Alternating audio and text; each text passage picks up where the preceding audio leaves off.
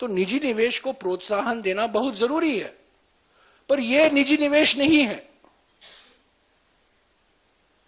निजी कंपनियों का इस्तेमाल किया गया है बीजेपी सरकार के द्वारा।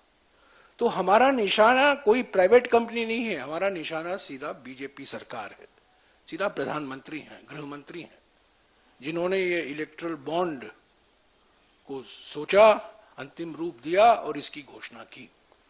तो ये 4 रास्ते क्या थे घोटाले के? मैंने आपको पहले कहा था, मैं फिर से दोहराऊंगा।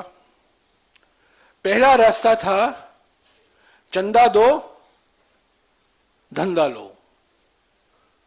आजकल आप लोग सब सिम कार्ड इस्तेमाल करते हैं, कुछ लोग प्रीपेड करते हैं, कुछ लोग पोस्टपेड करते हैं। ये प्रीपेड घूस है, यानी कि चंदा दो धंधा लो, प्रीपेड घूस, जैसा कि आपका प्रीपेड सिम कार्ड है। दूसरा रास्ता है ठेका लो घूस दो। ये पोस्टपेड हुआ, यानी कि पहला आपको कॉन्ट्रैक्ट मिलता है और कॉन्ट्रैक्ट मिलने के बाद आप रिश्वत देते हैं, तो ये पोस्टपेड हो गया। तीसरा रास्ता है हफ्ता वसूली,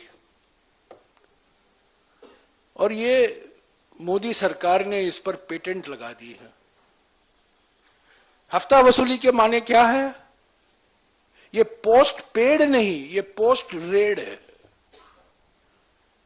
यानी कि पहले ईडी छोड़ो, सीबीआई छोड़ो, इनकम टैक्स छोड़ो कंपनियों के खिलाफ, और उससे बचने के लिए ये कंपनियां इलेक्ट्रल बॉन्ड खरीदेंगी और चंदा देंगे बीजेपी को।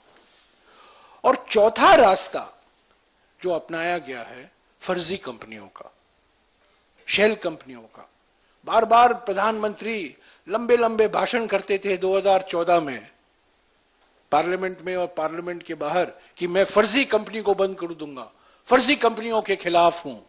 पर फर्जी कंपनियों का भरपूर इस्तेमाल किया गया है इस कॉर्पोरेट डोनेशन, कॉर्पोरेट बॉन्ड घोटाले में। तो ये 4 रास्ते हैं। चंदा दो धंधा लो, यानी कि प्रीपेड घूस, ठेका लो रिश्वत दो, यानी कि पोस्टपेड घूस, तीसरा हफ्ता वसूली, यानी कि धमकी देकर घूस लो, यानी कि पोस्ट रेड ब्राइब, रेड होता है उसके बाद घूस दिया जाता है, तब रेड बंद होता है। और चौथा फर्जी कंपनी।